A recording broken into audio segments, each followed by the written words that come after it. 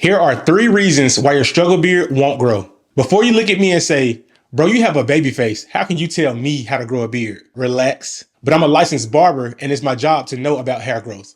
Reason number 1, genetics is not on your side. If you're like me, you didn't get the Rick Ross hair gene. I don't grow a lot of facial hair, so the chance of me getting a full beard is highly unlikely. And that's just the reality for a lot of people. Not everyone can win the genetic lottery. I know a lot of you guys are going to have a hard time accepting this, but it just may not be in the cards for you. Reason number 2, and this is the most common reason, you're being too impatient. Growing a beard takes time. And more specifically, you may just have to reach a certain age before you can start growing a beard. For example, this is one of my clients, Anthony. When he first started coming to me as a freshman, he had a little bit of stubble growth on the side, but the beard wouldn't connect. But I just told him to be patient. And now it's his sophomore year and he has a full beard connected. He just had to mature a little bit more before his hair would start to grow. By the way, let me dispel a common myth. Shaving your face frequently does not make your beard grow thicker. What happens is when you frequently cut your hair, let's say this is a hair strand.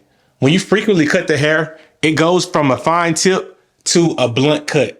So this makes the hair appear thicker, but more hair follicles didn't just magically appear on your face. And number 3, you're not using proper care and maintenance. Your facial hair needs to be washed, conditioned, and moisturized just like the hair on your head. Too often I see clients come in with dry, brittle facial hair and it starts to shed as soon as you try to put one of these through it. Use simple ingredient products to moisturize your facial hair. You can use argan oil, shea butter, castor oil, rosemary, jojoba oil, just to name a few. And here's a bonus tip. Try to avoid using products with a bunch of synthetic ingredients and chemicals.